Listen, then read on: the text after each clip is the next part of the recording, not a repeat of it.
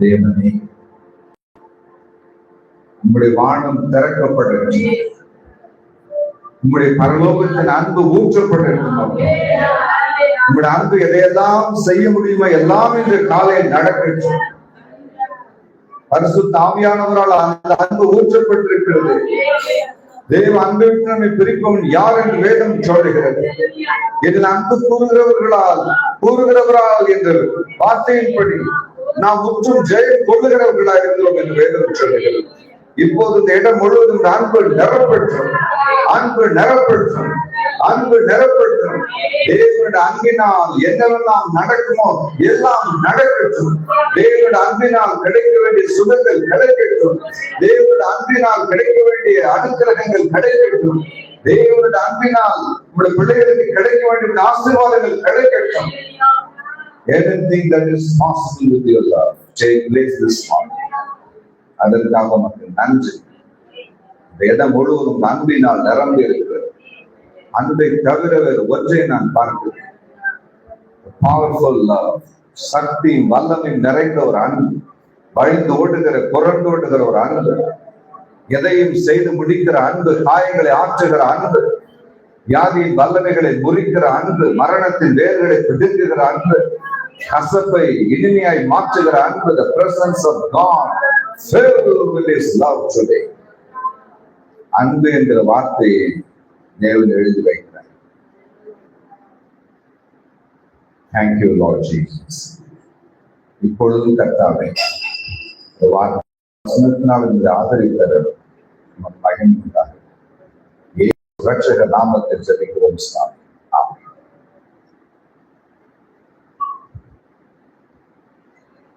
2 கொரிந்தியரின் புஸ்தகம் 8ஆம் அதிகாரம் 14வது வசனம். 2 கொரிந்தியரின் புஸ்தகம் 8ஆம் அதிகாரம் 14வது வசனம் இவ்விதம் சொல்லுகிறது. வாசிக்க கேட்போமா?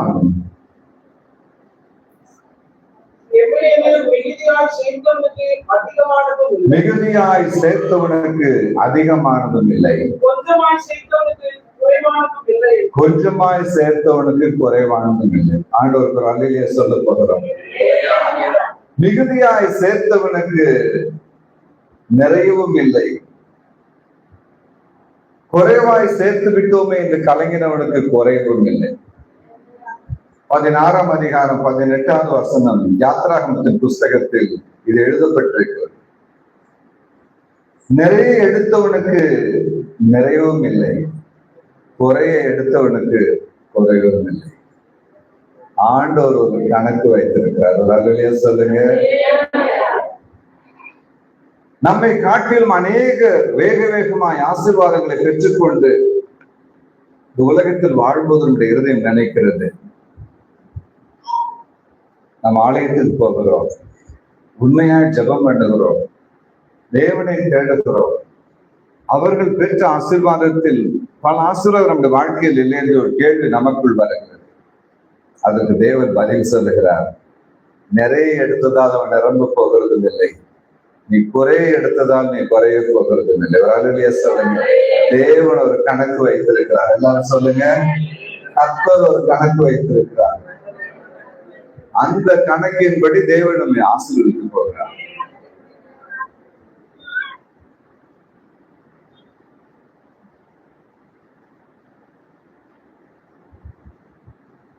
மத்தேயு புஸ்தகம் 20ஆம் அதிகாரம் 1 முதல் 16 வசனங்களில் வேதம் சொல்லுகிறது, கர்த்தருடைய ராஜ்யம் கூலிக்கு வேலைக்கு ஆள் அமர்த்தின திராட்சை தோட்டத்து எஜமானுக்கு ஒப்பாயிருக்கிறது.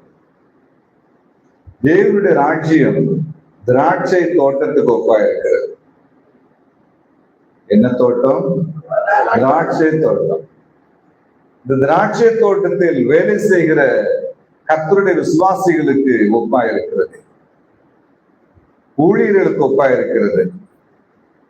சிலருக்கு பாருங்க அதிர்ஷ்டம் காலையில 6 மணிக்கு வேலை கிடைக்குது, சிலருக்கு 9 மணிக்கு தான் வழி திறந்தது, சிலருக்கு 12 மணிக்கு தான் பாதை காணப்பட்டது, சிலர் 3 மணிக்கு தான் திராட்சை தோட்டத்துக்கு வந்து சேரும்படி அவர்களுக்கு சமயம் கிடைத்தது. சிலர் பாருங்கள் 5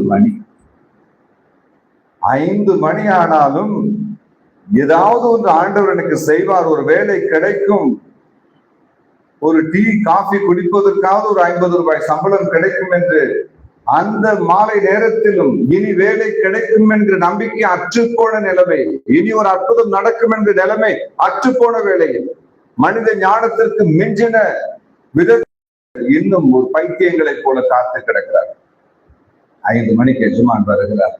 என்னப்பா என்று கேட்கிறார். சார், எங்க வேலை ஓடுங்கப்பா தோட்டத்துக்கு, இன்னும் 1 மணி நேரம் இருக்கிறதே என்று. அப்ப அவங்க சொல்லியிருப்பாங்க, ஆண்டவரே 1 மணி நேரம் தான் இருக்குது. 1 மணி நேரம் இருக்குது இல்லப்பா, 1 நிமிஷத்தில் உலகத்தை உண்டாக்கி எனக்கு இந்த 1 மணி நேரத்துல உங்களுக்கு சோறு போட முடியாதா? ஓடுங்க எல்லாம் தோட்டத்துக்கு. இது என்ன ஒரு ஆச்சரியம்னா, எல்லாருக்கும் தோட்டத்துல ஆண்டவர் வேலையை வச்சிருக்கிறார். ஒரு அங்கடியா சொல்லுங்க. அது 12 மணி நேரமோ 9 மணி நேரமோ 6 மணி நேரமோ 2 மணி நேரமோ 1 மணி நேரமோ கர்த்தருடைய தோட்டத்தில் உனக்கு ஒரு வேலை எப்போது வைக்கப்பட்டிருக்கிறது.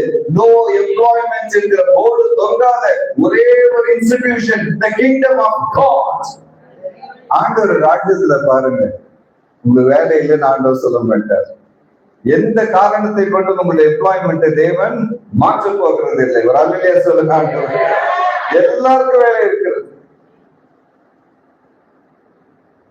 காலையில் வந்தவனுக்கும் வேலை, 5 மணிக்கு வந்தவனுக்கும் வேலை, பாதியில் வந்தவனுக்கும் வேலை. என்ன ஒரு ஆச்சரியம்னா, தேவனுடைய ராஜ்யத்தில் எப்போது நுழைந்தாலும் ஒரு வேலை காத்திருக்கிறது. நீங்க 30 வயசுல வந்தாலும் வேலை இருக்கிறது, 50 வயசுல வந்தாலும் வேலை இருக்கிறது, 80 வயசுல வந்தாலும் வேலை இருக்கிறது. கர்த்தருடைய ராஜ்யத்தில் உங்களுக்கு ஒரு வேலையை தேவன் வைத்திருக்கிறார். ஹல்லேலூயா. ஆமா, ஏதோ ஒன்றை தேவன் நமக்கு அவருடைய ராஜ்யத்தில் வைத்திருக்கிறார். ஆகவே ஆண்டவர் என்னை தொடவில்லை, ஆசீர்வதிக்கவில்லை, பயன்படுத்தவில்லை என்று ஒருவரும் சொல்ல முடியாதபடி எல்லாருக்கும் ஒரு வேலையை வைத்திருக்கிறார். உங்களுக்கும் ஒரு வேலையை வைத்திருக்கிறார். அப்போ 6 மணிக்கு மணி அடிச்சாச்சு. மணி அடிச்ச உடனே கணக்கு புள்ள வர்றாரு. அவருக்கு தெரியும் ஒரு நாளைக்கு எவ்வளவு சம்பளம் கொடுக்கணும்னு. காலையில இருந்து சாயங்காலம் வரைக்கும் வேலை செஞ்சா 1000 ரூபாய் சம்பளம். அப்ப அவர் கணக்கு போடுறாரு. ஒரு பையன் 9 மணிக்கு வந்தான், அவனுக்கு 700. ஒருத்தன் 12 மணிக்கு வந்தான், அவனுக்கு 500. ஒருத்தன் 3 மணிக்கு வந்தான், அவனுக்கு 300. ஒருத்தன் 5 மணிக்கு வந்தான், அவனுக்கு 100. அப்படின்னு அவர் ஒரு கணக்கு போடுறாரு. ஆண்டவர் வேற ஒரு கணக்கு போடுறாரு. கணக்கு புள்ள போட்ட கணக்கு உலகத்தின்படி, ஞானத்தின்படி, அனுபவத்தின்படி, தொழிலின்படி மகா துல்லியமான ஒரு கணக்கு. எஜமான் வருகிறார், கணக்கு பிள்ளை பார்த்து சொல்லுகிறார், கணக்கு பிள்ளை எத்தனை பேர் வந்திருக்காங்க? ஒரு எப்படி 200 பேர் தேர்வு இல்லையா? சரி, சம்பளம் ரெடி ஆயிடுச்சா? ஐயா, அதுல ஒரு 30-40 பேர் தான் காலையில வந்தவங்க. பிறகு 9 மணிக்கு வந்த ஒரு குரூப் ஒன்று இருக்கு, 12 மணிக்கு வந்த ஒரு கூட்டம் இருக்கு, 3 மணிக்கு வந்தவங்களும் இருக்காங்க. அந்த 5 மணிக்கு வந்தவன் சார் ஒரு வேலையுமே செய்யல. அவனுக்கு என்ன வேலை செய்யறதுன்னு யோசிக்கிறதுக்குள்ளே 1 மணி நேரம் முடிஞ்சு டியூட்டியே முடிஞ்சு போச்சு. அவன் வந்ததே 5 மணிக்கு. என்ன செஞ்சான்னு அவனுக்கும் தெரியல, எங்களுக்கும் தெரியல, டியூட்டி முடிஞ்சு போச்சு. அவங்களுக்கெல்லாம் நான் அது என் கணக்குப்படி, அவங்க தகுதிப்படி நான் வச்சிருக்கேன்ப்பா.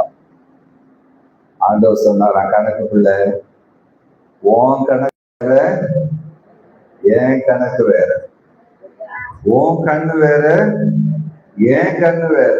உன் கை வேற, என்னுடைய கை வேற. உன் அன்பு வேற, என்னுடைய அன்பு வேற. உன்னுடைய கணக்குக்கும் என்னுடைய கணக்குக்கும் வித்தியாசம் இருக்குது. என்ன சாமி சொல்றீங்க? புரியுற மாதிரி சொல்லுங்க. தோட்டத்துக்குள்ள காலடி எடுத்து வைச்ச அத்தனை பேருக்கும் 1000 ரூபாய் கொடுத்து அனுப்புடா அப்படின்னு. சார் ரொம்ப அநியாயமா இருக்கு. என்ன அநியாயம்? 6 மணிக்கு ஒரு பையன் வந்தான் காலையில, அவனுக்கு 1000 ரூபாய். 5 மணிக்கு மாப்பிள்ள மாதிரி ஒருத்த வந்தான், அவனுக்கு 1000 ரூபாய். ரொம்ப அநியாயங்க. கணக்குள்ள ஆண்டவர் சொன்னார, கணக்குள்ள. அதான் நான் சொல்லிட்டேன், உன் கணக்கு வேற, நான் இரக்கமுள்ள எஜமான். வேலை செய்கிற நேரத்துக்கு மட்டுமல்ல, காத்திருக்கிற நேரத்துக்கும் சேர்த்து கூலி கொடுக்கிற இரக்கமுள்ள எஜமான். கரங்களை தட்டி ஆண்டவருக்கு ஹல்லேலூயா. காத்திருக்கிற நேரத்துக்கும் கூலி கொடுக்கிற தெய்வம். வேலை செய்கிற 12 மணி 11 மணி நேரத்துக்கு மட்டுமல்ல, அதை காத்திருக்கிற நேரத்துக்கும் சேர்த்து நான் கூலி கொடுக்கிறது. அவன் வேலை செய்தது 1 மணி நேரம், காத்திருந்தது 11 மணி நேரம். என்னுடைய கண்கள் இரக்கமுள்ள கண்கள். வேலை செய்த நேரத்துக்கு மட்டுமல்ல, காத்திருந்த நாட்களுக்கும் சேர்த்து நான் கூலி கொடுக்கிறது. தேவனுடைய அற்புதத்துக்காய் காத்திருக்கிறோமா? அபிஷேகத்துக்காய் காத்திருக்கிறோமா? அழைப்புக்காய் காத்திருக்கிறோமா? ஒரு பிள்ளை பாக்கி வேண்டும் என்று காத்திருக்கிறோமா? என் வீட்டில் ஒரு நன்மை கிடைக்காதா என்று காத்திருக்கிறோமா? ஆண்டவர் சொல்லுகிறார், நீ காத்திருக்கிற காலமும் ஊழியம் செய்கிற காலமாய், வேலை செய்கிற காலமாய் கருதப்படுகிறது. நீ காத்திருக்கிற காலத்திலும் சேர்த்து நான் உனக்கு கூலியை கொடுக்க போகிறேன். That is the beauty of God. காத்திருக்கிறதுக்கும் சேர்த்து கூலி கொடுக்கிறார். காத்திருக்கிற நேரம் வீணான நேரம் அல்ல, அதுவும் சம்பாதிக்கிற நேரம் தான். நம்ம யுத்த வீரர்கள் எல்லாம் இந்தியாவில் இருக்காங்க. கிட்டத்தட்ட ஒரு 5 லட்சம் யுத்த வீரர்கள் இருக்காங்க. எங்க? நம்ம இந்தியாவில் மட்டும். யுத்தம் நடந்தாலும் சரி, நடக்காட்டியும் சரி, அவங்க சம்பளம் போய்கிட்டே இருக்கும். சண்டை போட்டாதான் சம்பளம். கேம்ப்ல இருந்து சாப்பிட்டு தூங்கினா உங்களுக்கு சம்பளம் கிடையாதுன்னு கவர்மெண்ட் சொல்ல போறது கிடையாது. தேவனுடைய ராஜ்யத்திலே அப்படிதான். உட்கார்ந்து சர்ச்சில் வந்து தூங்கினாலும் ஒரு சம்பளம் தாங்க கொடுப்பார். உண்மைதானா? சொல்லுங்க. அவர் சொல்லுங்க, நான் ஒரு கணக்கு வைக்கிறேன். என்னிடத்தில் ஒரு கணக்கு இருக்கிறது. எல்லை இல்லா கிருபை திரையேற்று நிறைந்திருக்கும். எல்லை இல்லா கிருபை திரையேற்று நிறைந்திருக்கும். எல்லா நாளும் மாறா செல்வம் இயேசு என்ற பெயரே. எல்லா நாளும் மாறா செல்வம் இயேசு என்ற பெயரே. எல்லா நாளும் மாறா செல்வம் இயேசு என்ற பெயரே. எல்லா நாளும் மாறா செல்வம் இயேசு என்ற பெயரே.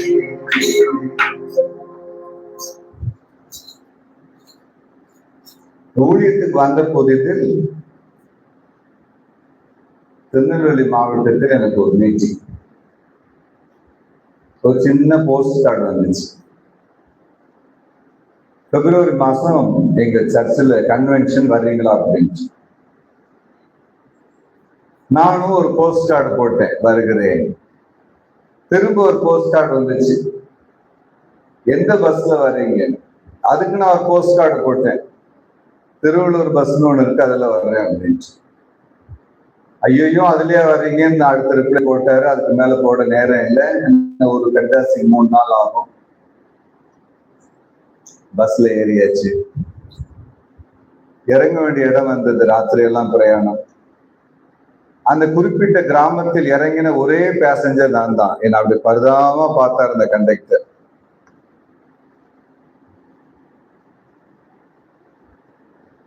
அது ஒரு செம்மண் காடு. என்னை வரவேற்க அந்த ஆலயத்தினுடைய உதவியாளர் வந்திருந்தார்.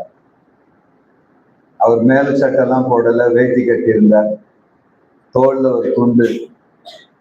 வந்துட்டீங்களான்னு கேட்டார். ஆமா வந்துட்டீங்க. என் பிறத்தால வாங்க அப்படின்னாரு. அப்படின்னா என் பின்னால வாங்கினா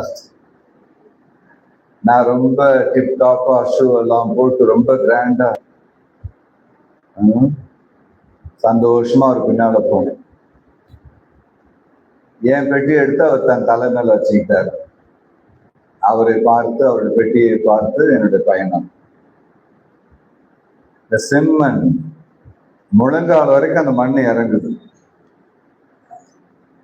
நான் அந்த ஷூவை கலத்த மறந்துட்டேன். திடீர்னு ஒரு முறை கால் எடுக்கிற ஷூவை காணும். ஐயா ஐயா ஒரு நிமிஷம் நில்லுங்கள் என்று. என்ன என்றால், ஷூவை காணும் ஐயா அப்படின்னு. ஐயோ, சப்பாத்து போட்டுலாம் நடக்கக்கூடாதுங்க, அதையும் எடுங்க, பெட்டி மேல வச்சுக்கிறேன் அப்படின்னு. ஆக ஒரு சப்பாத்து, ஒரு ஷூ பிழைத்து அவர் பெட்டிக்கு மேல போயிட்டேன். பெட்டி மேல இன்னொரு ஷூ காணும்.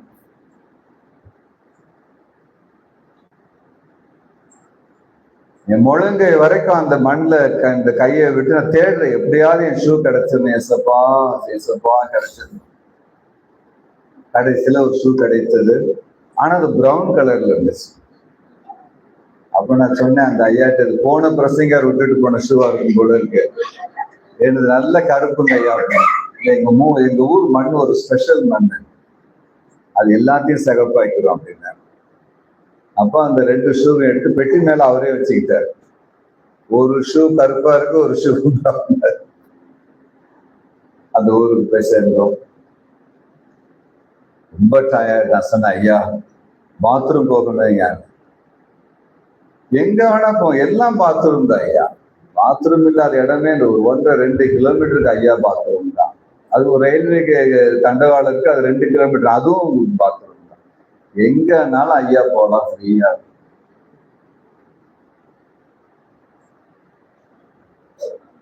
படுக்கிறதுக்கு ஒரு நார்கட்டு, வேப்ப மரத்துக்கு கீழே தான் அன்னைக்கு தூங்கணும். பெட்ரோமாக்ஸ் சொல்லி ஒரு லைட் ஒன்று இருக்கு, அதை மேடையில வச்சுட்டு தான் பிரசங்கம் பண்ணணும்.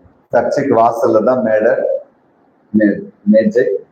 ஜனங்க அந்த பொதுவான தெருவில் அமர்ந்திருப்பாரு. ஒருத்தர் எல்லாரும் பாய் கொண்டு வந்துருவாங்க வீட்டுல இருந்து. ஒருத்தர் படுத்துட்டு கேட்பார், ஒருத்தர் உட்கார்ந்துட்டு கேட்பார், ஒருத்தர் சாஞ்சிட்டு கேட்பார், ஒருத்தர் சாப்பிட்டுட்டு கேட்பார். அது அவங்க இஷ்டம். நம்ம ஒரு கதையை சொன்னா அதை முடிக்கிறதுக்கு விட மாட்டேன், பாதையில் நிறுத்த முடியாது. ஐயா அது முடிவை சொல்லுங்க ஐயா அப்படின்பாங்க. ஒரு பாட்டு பாடினா இன்னொரு முறை பாட சொல்லுவாங்க. அதனால நம்ம இஷ்டப்படி ஒண்ணு சேர்ந்து அவங்க இஷ்டம் தான். இந்த 3 நாள் ஒரு வித்தியாசமான ஒரு நாள். அவ்வளோ சந்தோஷம் எனக்கு. கேட்ட கேள்விகளான பதில் சொல்லிட்டு வேப்ப மரத்தை கீழே உட்கார்ந்துட்டு படுத்துக்கிட்டு, it was a beautiful experience. 150 ரூபா எனக்கு காணிக்கை கொடுத்தாங்க. அப்போ அது பெரிய விஷயம். அடுத்த வருஷம் வருவீங்களான்னு கேட்டாங்க. நான் கர்த்தர் சித்தமான வரேன் அப்படின்னா வரமாட்டேன்னு அர்த்தம். துபாயில அப்படி சொல்லுவாங்க, இன்ஷா அல்லா அப்படின்னா கிடைச்சா கிடைக்கும், கிடைக்காட்டி இல்லை அப்படின்னா. 6 மாசம் ஓடி போனது, 1 வருஷம் ஓடி போனது. வேற ஒரு நாட்டுல இருந்து எனக்கு ஒரு கடிதம் வந்துச்சு, எங்க ஊருக்கு வாங்க அப்படின்னு. அந்த கடிதத்துல 3 பாயிண்ட் போட்டிருந்தாங்க. முதல் பாயிண்ட், பைபிள் கொண்டு வரக்கூடாது. இன்னும் கேள்விப்படாத ஒரு இதா இருக்கு. ஏன்னா அந்த ஏர்போர்ட்ல பைபிளை வாங்கி வச்சு கொடுக்க மாட்டாங்க.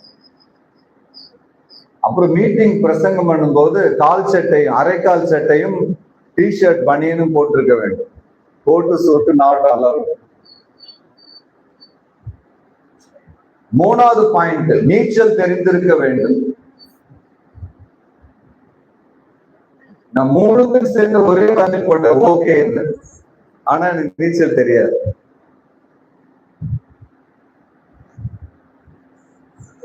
அந்த ஊர்ல இயேசுவை குறித்து அறிவிக்க அனுமதி கிடையாது.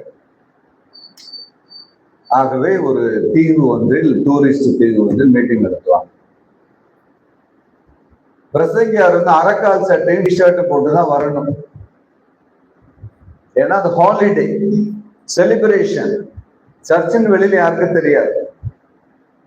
எல்லாரும் தண்ணிக்குள்ள இறங்கிடுவாங்க, பிரசங்காரும் தண்ணிக்குள்ள இறங்கணும். தண்ணியில தான் பிரசங்கம்.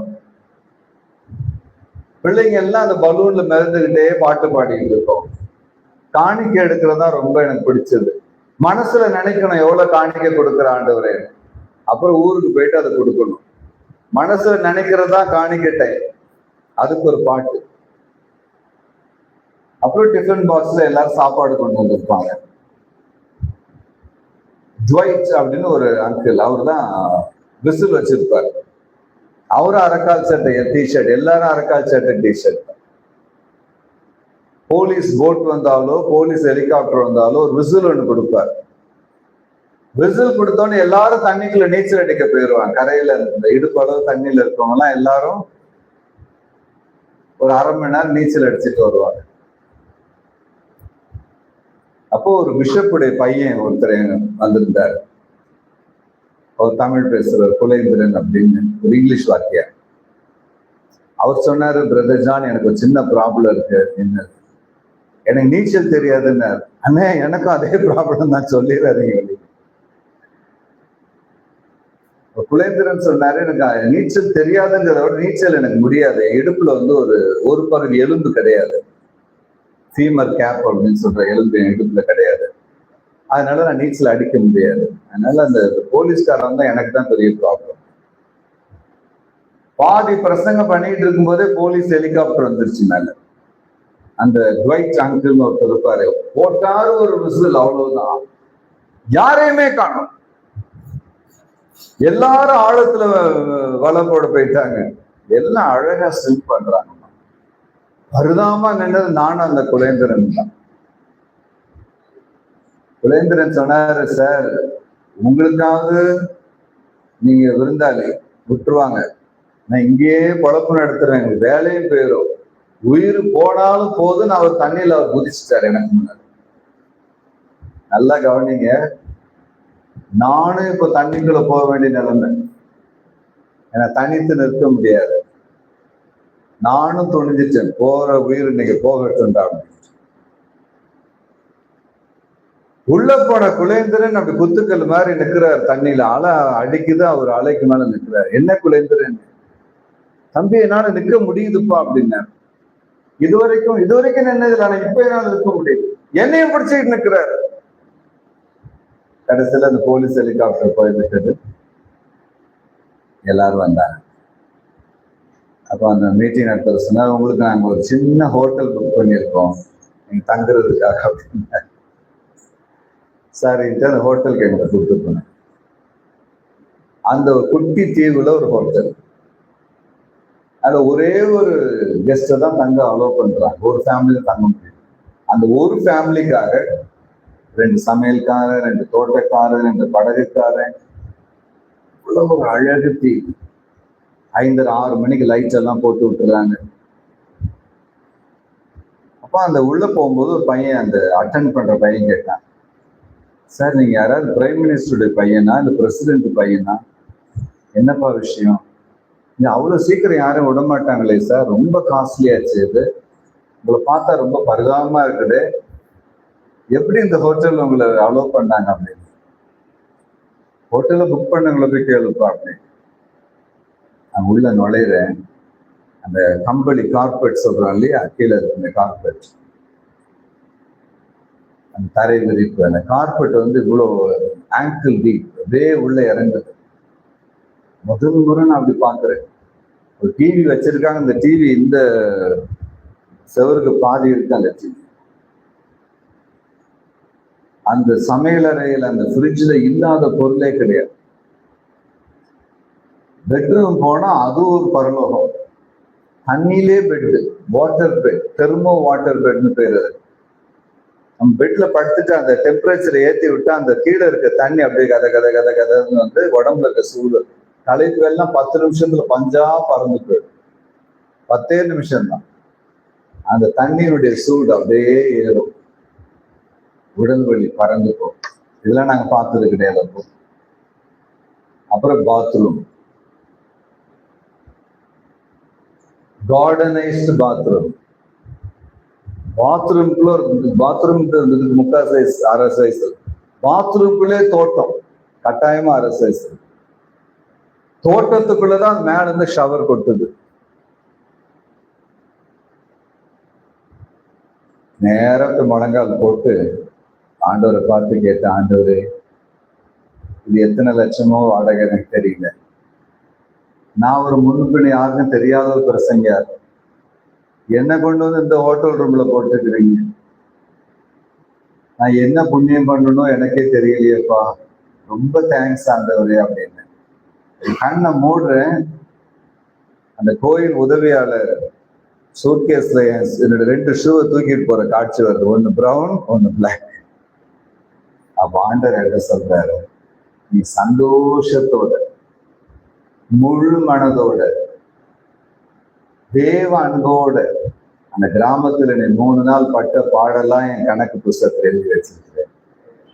அதற்கு ஒரு தீர்வு, ஒரு நஷ்ட ஈடு, ஒரு இளைப்பாறுதல் இந்த ஹோட்டல். Enjoy my son.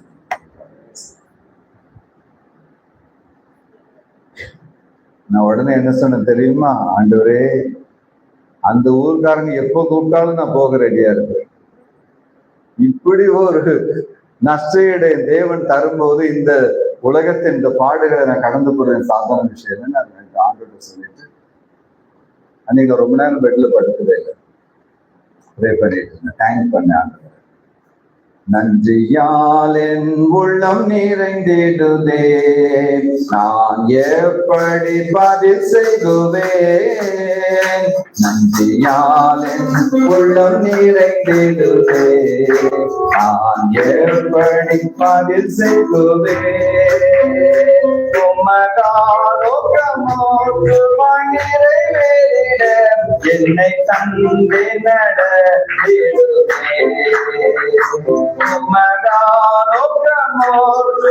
நிறைவேறிட என்னை தந்தை நடத்திடுவே. இயேசுவை நேசிக்கிறோ மாபிரமன் நான் இன்னும் நன்றியுடன் துதிப்பேன், இன்னும் நன்றியுடன் துதிப்பேன். உள்ளம் நிறைந்தேன், நான் எப்படி பதில் செய்வேன். உள்ளம் நிறைந்தேன், நான் எப்படி பதில் செய்வேன்.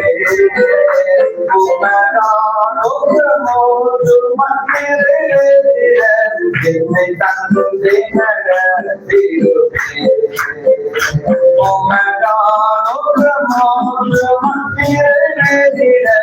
என்னை தந்தை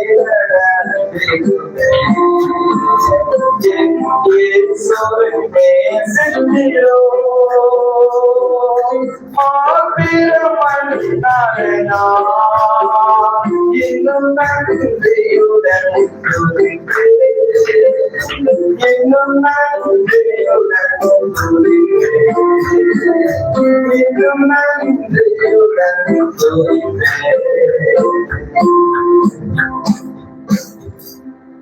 ஆண்டவர் ஒரு கணக்கு வைத்திருக்கிறார்.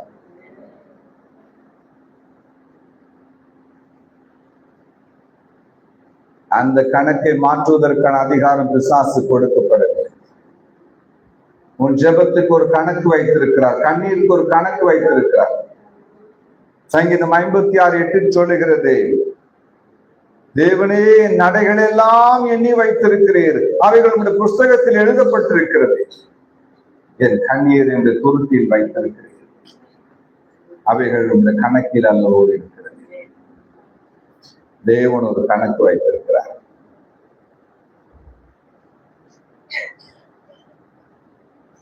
நான்கு பேர் சேர்ந்து ஒரு குடும்பத்தை வெட்டி கொண்டார்கள். 4 பேருக்கும் தூக்கு என்று அரசாங்கம் போட்டது. அதில் ஒருவர் பெயர் ஜாஷ்வா. சண்டே ஸ்கூல் முடிந்த பிறகு அவர் சர்ச்சுக்கு போகிற பழக்கம் இல்லை. அந்த 13 வயதோடு ஒரு சபை விசிட்டிங் நின்று போனது. ஆனா அவங்க பாட்டி பண்ணிட்டே இருப்பாங்க. 4 பேருக்கும் தூக்கு தண்டனை நிரூபணமான பிறகு ஜாஷ்வாக்கு விரக்தி அதிகமானது.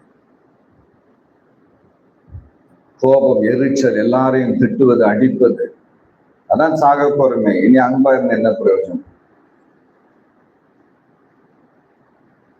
ஜெயில் அதிகாரி வந்தார், ஒவ்வொருவரின் மதத்தையும் கேட்டார்.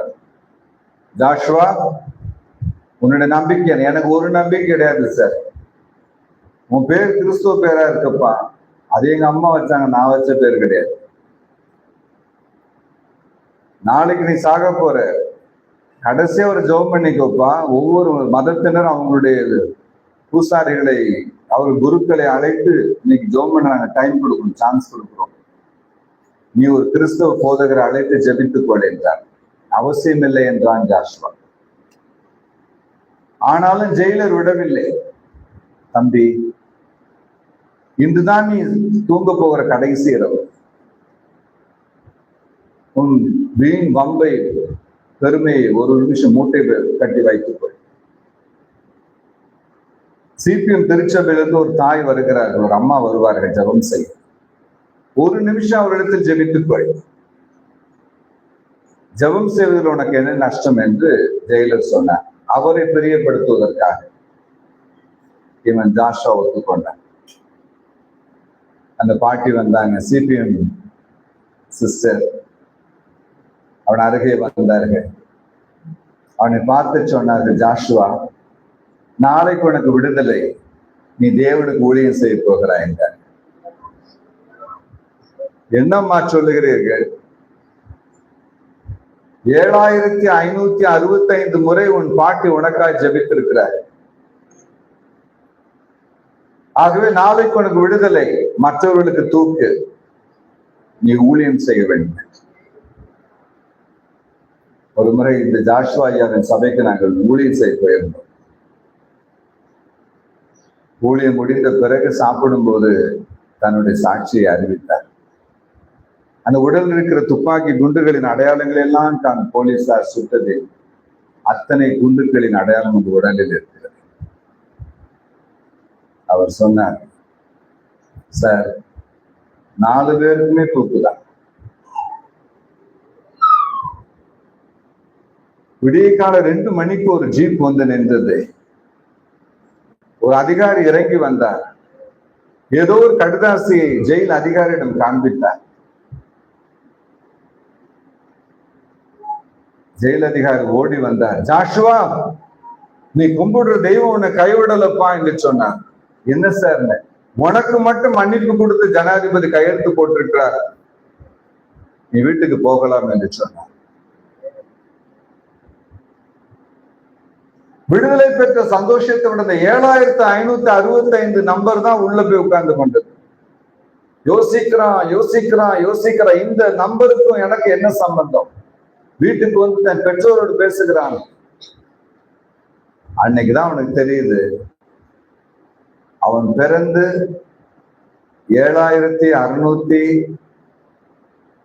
7565வது நாளில் அவன் பாட்டி இறந்து போயிட்டான்.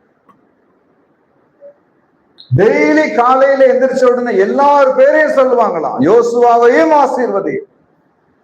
ஆண்டவர் சொல்றார், இத்தனை முறை உன் பெயர் பரலோகத்தில் தொனித்திருக்கிறதப்பா, என்னால் உன் பாட்டியின் ஜெபத்துக்கு மறுப்பு கொடுக்க முடியாது. ஆகவே நீ மறுபடியும் பிழைப்பதற்கு உனக்கு ஒரு சந்தர்ப்பத்தை கொடுத்து உன்னை ஆசீர்வதிக்க போகிறேன். எனக்கு ஒரு கணக்கு இருக்கிறது.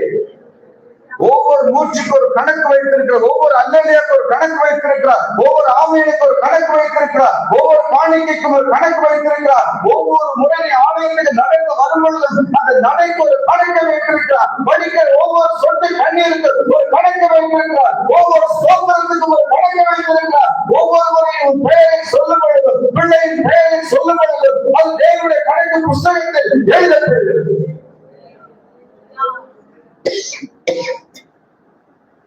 கணக்கு வச்சிருக்கிறது ஒரு அல்லேலூயா சொல்லுங்க. ஒவ்வொரு இழப்புக்கும் ஒரு கணக்கு வைத்திருக்கிறார். ஒவ்வொரு நஷ்டத்துக்கும் ஒரு கணக்கு வைத்திருக்கிறார். ஒவ்வொரு ஏமாற்றத்துக்கும் ஒரு கணக்கு வைத்திருக்கிறார். அவரை போல யாரும் கணக்கு போட முடியாதுங்க. நிறைய எடுத்தவனுக்கு நிரம்பவும் இல்லை, குறைய எடுத்தவனுக்கு குறையவும் இல்லை. நிறைய மார்க் எடுத்தவன் நிறையவும் இல்லை, குறைய மார்க் எடுத்தவன் குறையவும் இல்லை. நிறைய சொந்தக்காரம் இருக்கிற நிறையவும் இல்லை, சொந்தக்காரன் குறைவா இருக்கிறவன் குறையவும் இல்லை. பலன் நிறைவா இருக்கிறவன் ஜெயிக்கவும் இல்லை, பலன் இல்லாதவன் தோற்கவும் இல்லை. நீ பயப்படாதே.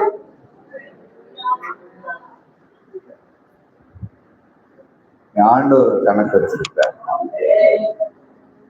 மிகுதியா எடுத்தவனுக்கு நிரம்பவும் இல்லை, குறையை எடுத்ததுதான் நீங்கள் குறையவும் இல்லை.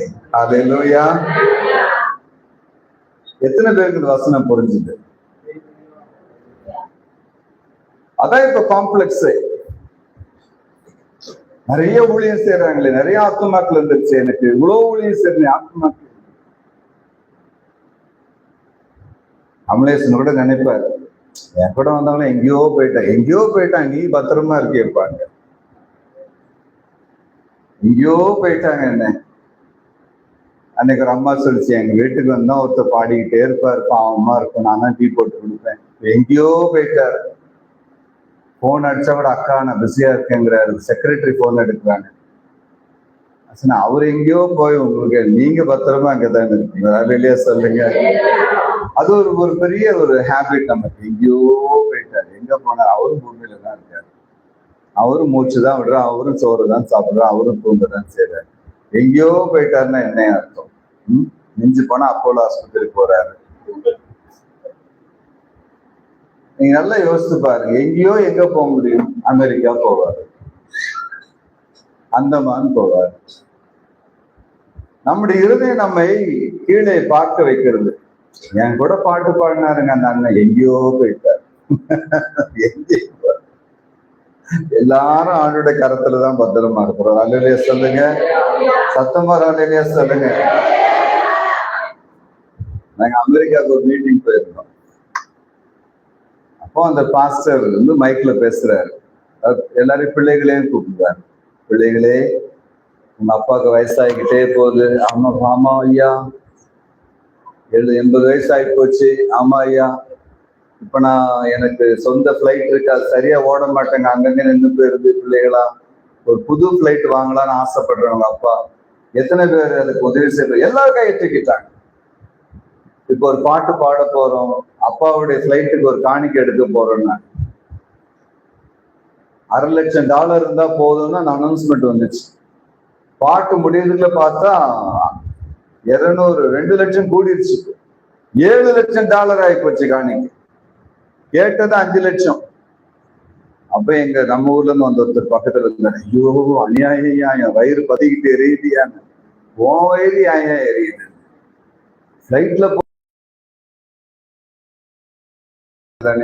ஹனி பிளைட் வச்சிருக்காரு. என்ன பிரச்சனை?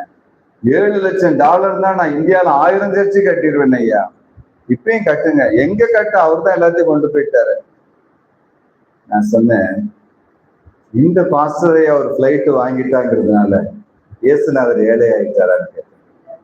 உலகத்துல இருக்கிற அத்தனை பேர் பிளைட் வாங்கினாலும் உன்னை போஷிக்க ஆண்டவருக்கு இன்னும் பலன் இருக்கிறது, ஞானம் இருக்கிறது, வல்லமை இருக்கிறது, வரங்கள் இருக்கிறது, அபிஷேகம் இருக்கிறது, ஐஸ்வர்யம் இருக்கிறது. அதுதான் ஆண்டவர். எத்தனை பேர் எடுத்தாலும் இன்னும் அவர்கிட்ட உங்களுக்கு கொடுக்க மீதி வச்சிருக்கிறாரு. அந்த மீதி இருக்கிற அபிஷேகத்தை தாங்க கூட நமக்கு சக்தி இல்லை, ஞானம் இல்லை, பலன் இல்லை, தகுதி இல்லை. மிச்சம் மீதி இருக்கிற டேபிள் இருந்து கீழே விடுகிற துணிக்கையை பெற்றுக்கொள்ள கூட நமக்கு கெப்பாசிட்டி கிடையாது. We are so small, we cannot handle God. ஆண்டவருடைய அந்த கொஞ்சம் அன்பை சமாளிக்க முடியாதுங்க. கொஞ்சம் பவர், கொஞ்சம் கிரேஸ், கொஞ்சம் அத்தாரிட்டி, அவருடைய கொஞ்சம் ஐஸ்வர்யத்தை கூட தாங்குற கெப்பாசிட்டி நமக்கு கிடையாது.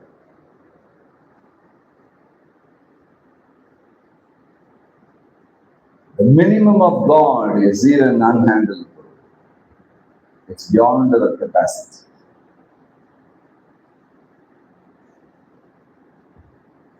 ஆபிரகாம்னு ஒரு தாத்தா இருந்தார். எத்தனை பேர் தெரியும்? 51:2 ஏசாயா புஸ்தகம் சொல்லுகிறது, அவன் தனிமையா இருக்கும்போது அழைத்தான். நான் பாருங்க, அழைத்தார். அவனை தனிமையாக அழைத்தார். நீ ஒரு ஆள் எனக்கு போதுன்னு சொல்லி அழைத்தார். ஆனால் அவருடைய திட்டம் என்ன? உலகத்தில் உள்ள எத்தனை தேசம் இருக்கு, அத்தனை தேசத்தை ஆசீர்வதிக்க வேண்டும், உலகத்தின் ஜாதிகளை ஆசீர்வதிக்க வேண்டும், உலகத்துக்கு ஒரு ரட்சிப்பை கொண்டு வர வேண்டும். பெரிய பெரிய பிளான் போட்டு ஆண்டவர் சொன்ன, நீ ஒருத்தன் போது எனக்கு.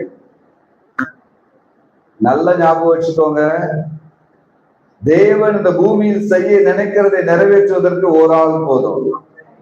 சொல்லுங்க, ஒரு ஆள் போதும், ஒரு ஆள் போதும். ஹalleluya. அவருடைய ஸ்டைல் வேற ஸ்டைல். அவன் ஒருவனா இருக்கையில் அவனை அழைத்து. ஆபிரகாம் பெரிய ஃபேமிலிங்க. 7ஆம் அதிகாரம் அப்போஸ்தலர் புஸ்தகம் 1 முதல் 3 வசனங்கள் சொல்லுகிறது. 12ஆம் அதிகாரம் 1 முதல் 3 வசனங்கள் ஆதியாகமத்தின் புஸ்தகம் சொல்லுகிறது. தேவன் அழைக்கிறார். மெசொப்பொத்தேமியா நாட்டில் இருக்கும்போது அழைத்து என்ன சொன்னாராம்? உன் தகப்பன் வீட்டை விட்டு நீ வாப்பா என்று சொன்ன போது தகப்பன் வீடோடு அவர் கிளம்பிட்டார். தனித்தவனாய் இருக்கும் போது அவனை அழைத்தாராம் தேவன்.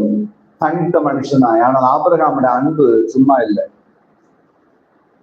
அப்பா, அம்மா, அண்ணன், தம்பி 1 விட்டான, 2 விட்டான, 3 விட்டான, 4 விட்டான, எல்லாரையும் கூட்டிட்டு பெரிய ஒரு சேனையா புறப்படுறாரு.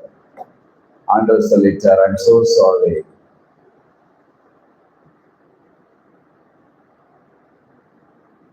காலங்கள் உருண்டோடினது.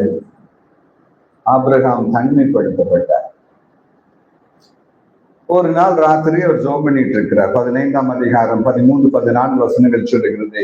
ஒரு ஆண்டவர் பேசினாராம். ஆபிரகாம்க்கு பாரு, உனக்கு ஒரு பிள்ளை பிறக்கும், தேங்க்யூ லார்ட்.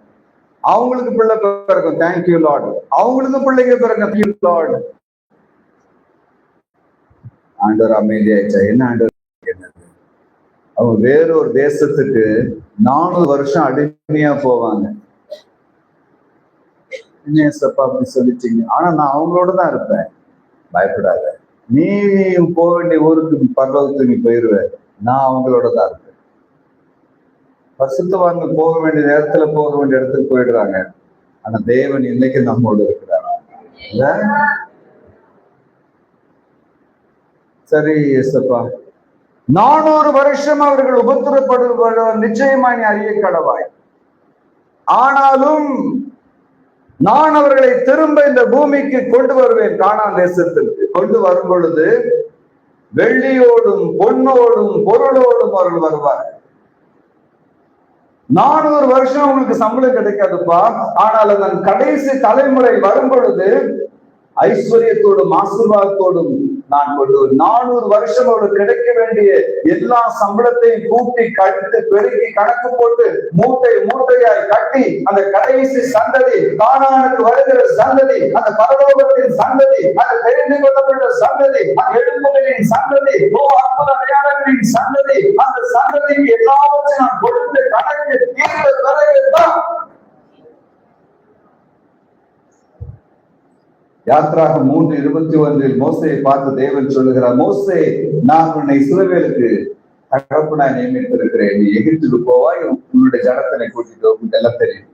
அவர்கள் வரும் பொழுது வெறும் கையாய் வருவதில்லை. 12ஆம் அதிகாரம் 35, 36 யாத்ராகமத்தின் புஸ்தகம் சொல்லுகிறது. கர்த்தருடைய வார்த்தையின்படியே 430 வருஷம் முடிந்த பிறகு அணியணியாய் புறப்பட்டார்கள். எகிப்தியர்களோ அவர்கள் கேட்ட எல்லாவற்றையும் அவர்கள் கொடுத்தார்கள். வெள்ளியையும் பொன்னையும் வஸ்திரங்களையும் அவர்கள் கேட்ட எல்லாவற்றையும் கொடுத்தார்கள். எல்லாவற்றையும் தூக்கி கொண்டு சுமந்து கொண்டு இஸ்ரவேல் ஜனங்கள் கானானுக்கு புறப்பட்டு சென்றார்கள்.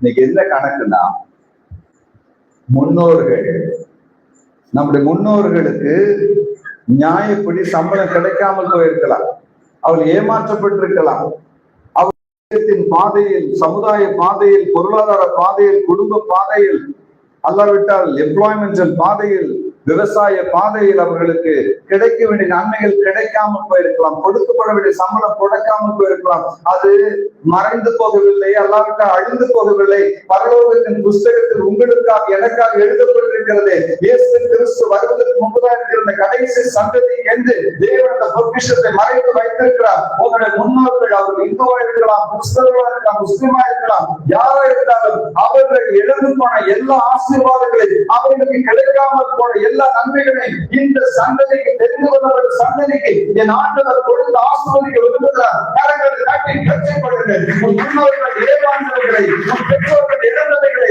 அவர்களுக்கு கிடைக்காமல் போனவைகளை இந்த 2026 வருஷம் முதல் கொண்டு 2009 வருஷத்திற்குள், இந்த 3 வருஷங்களுக்குள் என் ஆண்டவராகிய தேவன் 400 வருஷத்தின் பாடுகளை, நஷ்டங்களை, உழைகளை படிப்பவரை இந்த கணக்கு புஸ்தகத்திலிருந்து உன்னுடைய தலையின் ஒரு பிள்ளையின் கலை ஒரு வேலைப்படை கலை எழுதுகிறார். பயப்படாது, பெற்றுக்கொள். பஸ்கா ஆசிரியர்கள் படிக்கிற நாளிலே அது உண்டாயிற்று. பஸ்காவை ஆசிரியர்கள் சன்னதி என்று கர்த்தரை ஆயத்தம் செய்ய வைத்திருக்கிறார். நீ ராப்பொழுது பந்தியை நீ காணும் பெறுவது, ஓ ஹல்லேலூயா, நீ பஸ்காவின் ஆட்டுக்குட்டியை பெற்றுக்கொள்ளும் பொழுது தேவன் சொல்லுகிறது என்ன?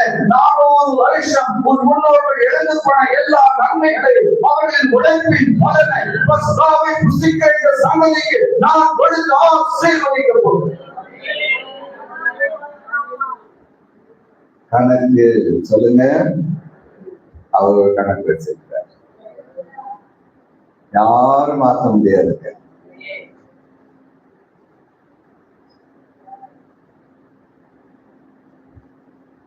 சாமின்னு ஒரு பிரதர், அவர் பேரு சாமி. ரயில்வேஸ்ல வேலை செய்தார் செங்கல்பட்டுல.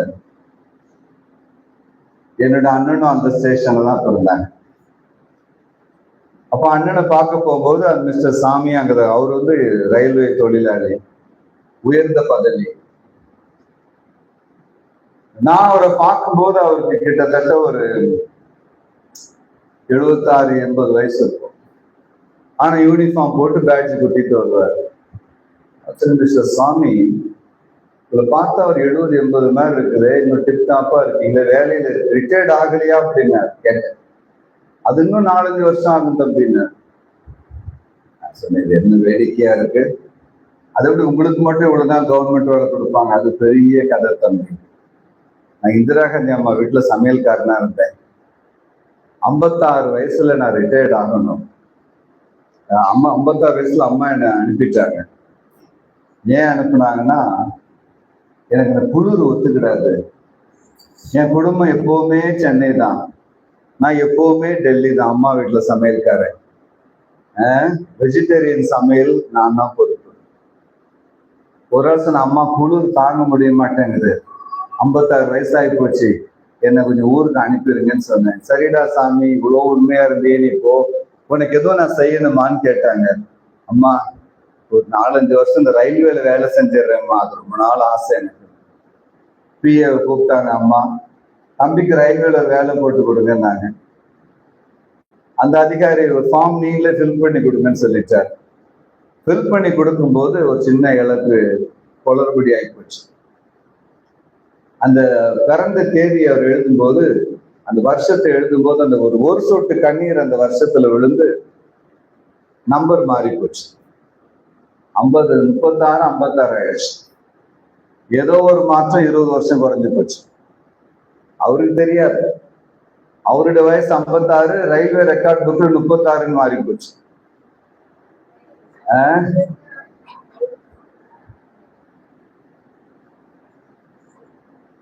இந்த சவுதர்ன் ரயில்வேல தான் அவருக்கு எம்ப்ளாய்மெண்ட்ல போட்டாங்க.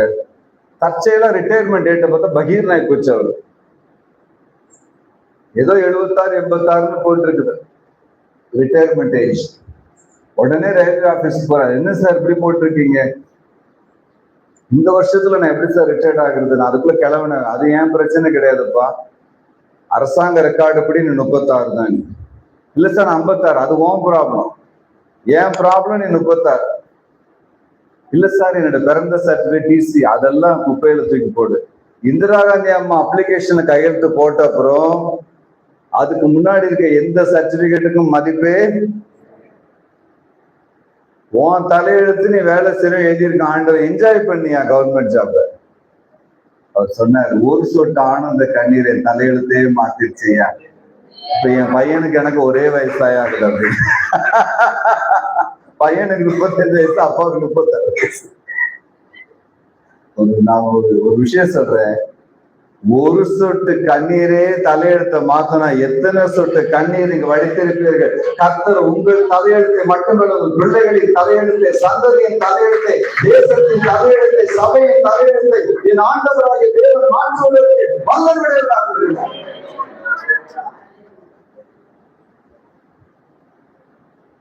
இம்மண்ணில் மறையும் இப்பாடுகள் விண்ணித்திய மகிமை கேடாகுமோ இம்மண்ணில் மறையும் இப்பாடுகள் விண்ணித்திய மகிமை ஒப்பாகுமோ கண்ணதின் மணி போல என்னையே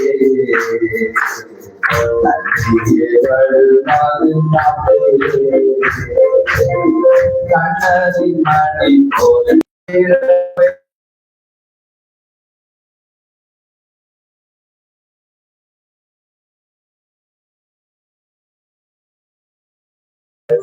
தண்ணீர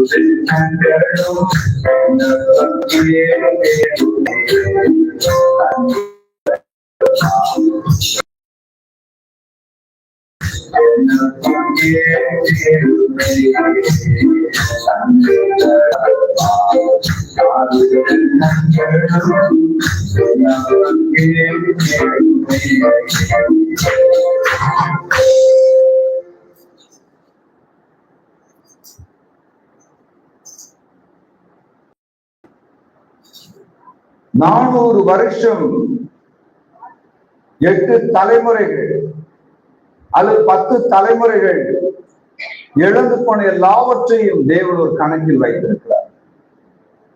இயேசு சுவாமி வருகை சமீபம், அதற்கு பிறகு அவர் யாருக்கு கொடுக்க போகிறார்? ஆகவே வருகைக்கு முன்பதாக அந்த ஜெபத்தின் பலனை, அந்த இழப்பின் பலனை, அந்த நன்மையின் பலனை, புண்ணியத்தின் பலனை